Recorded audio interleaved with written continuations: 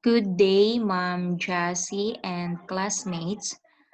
My report is all about data analysis in qualitative research.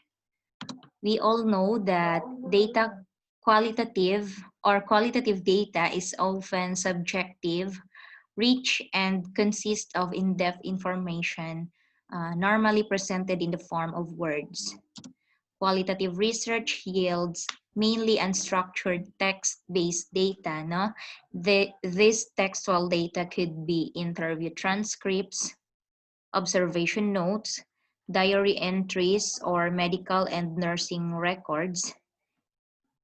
In some cases, qualitative data can also include pictorial display, audio or video clips. Example is audio and visual recordings of patients, radiology film, and surgery videos in medical profession, or other multimedia materials, policy manuals, photographs, and lay autobiographical accounts.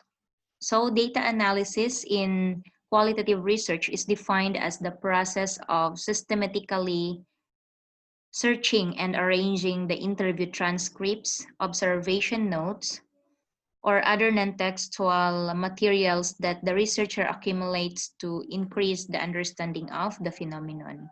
The process of analyzing qualitative data predominantly involves coding or categorizing the data. Okay, so analyzing qualitative data entails reading a large amount of transcripts, looking for similarities or differences, and subsequently finding themes and developing categories. Traditionally, researchers cut and paste and used colored pens to categorize data. No? Ganyan yung ginagawa noong unang panahon. Recently, the use of software specifically designed for qualitative data management greatly reduces technical sophistication and eases the laborious task.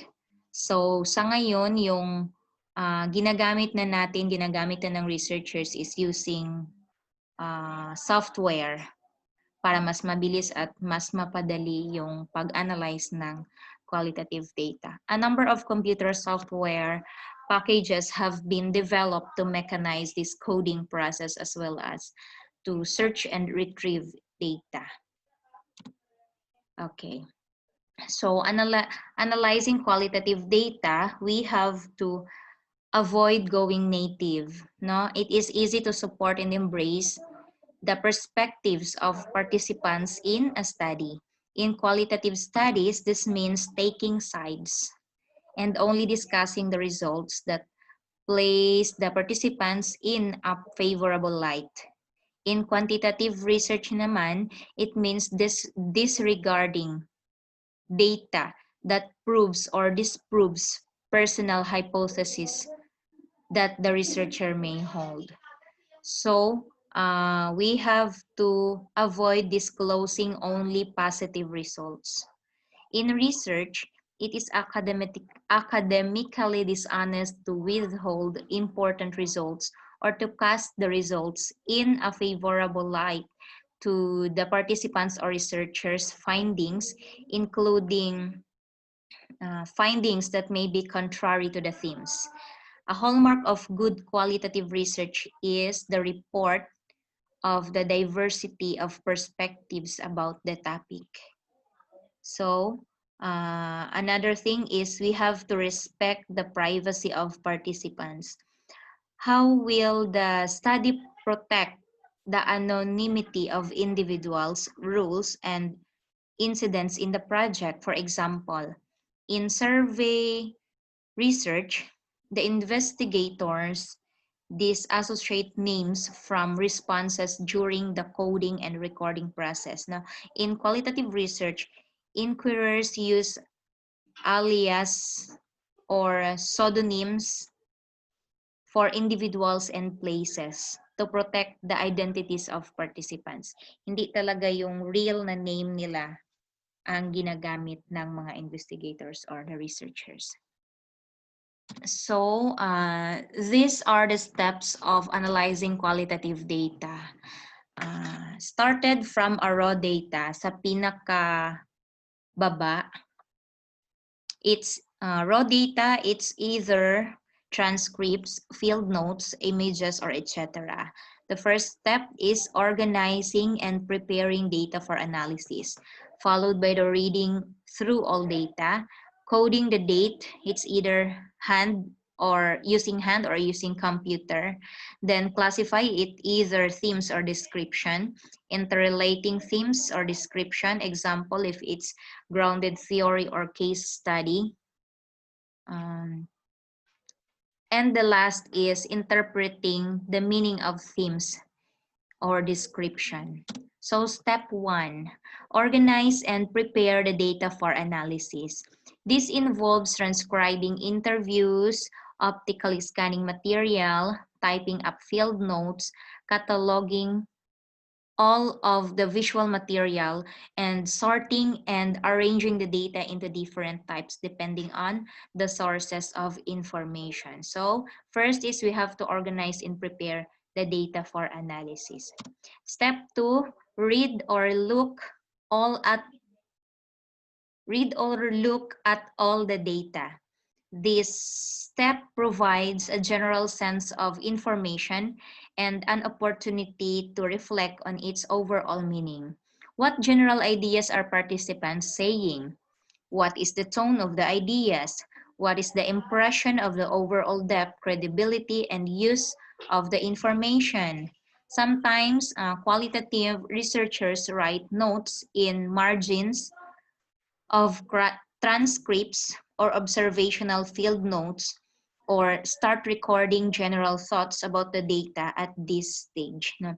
For visual data, a sketchbook of ideas can begin to take shape. So dapat magaling tayong mag-take note ng mga data or informations gathered. So step 3, start coding all of the data. Coding is the process of organizing the data by bracketing chunks.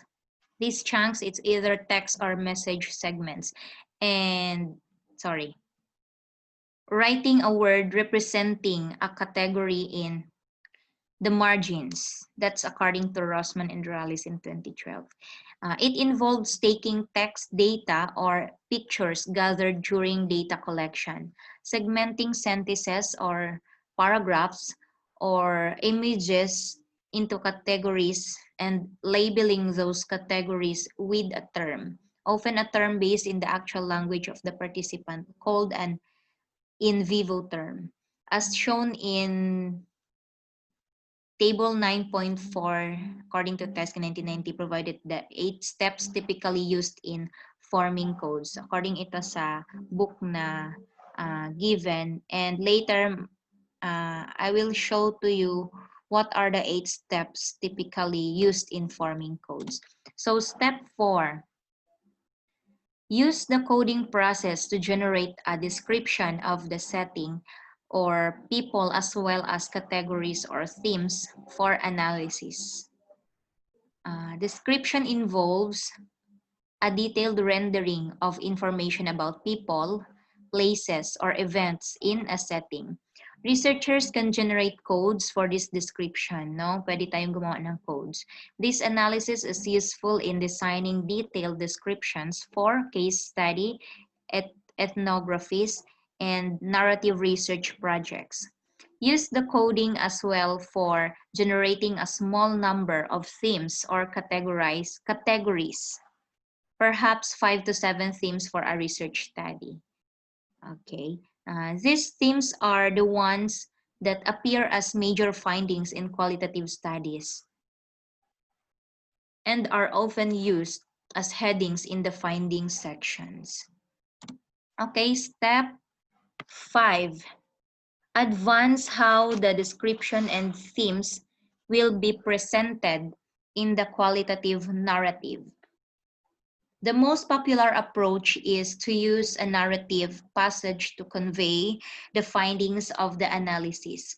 This might be a discussion that mentions a chronology or events, the detailed discussion of several themes. It's either complete with sub-themes or specific illustrations, multiple perspectives from individuals, and quotations, or a discussion with interconnecting themes.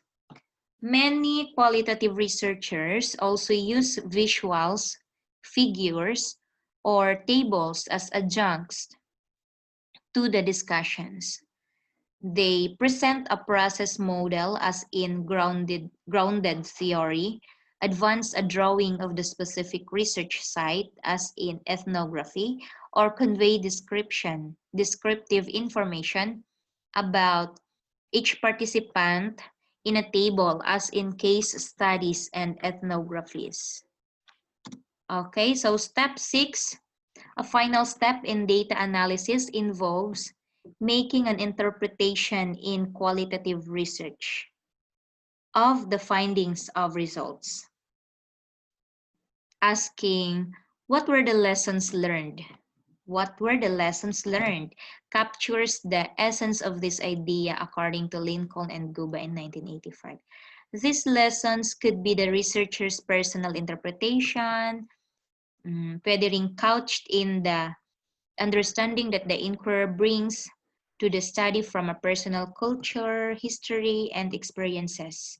It could also be a meaning derived from a comparison of the findings with information gleaned from the literature or theories.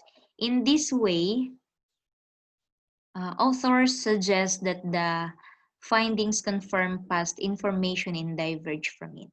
It can also suggest new questions that need to be asked, questions raised by the data and analysis that the inquirer had not foreseen earlier in the study. Okay.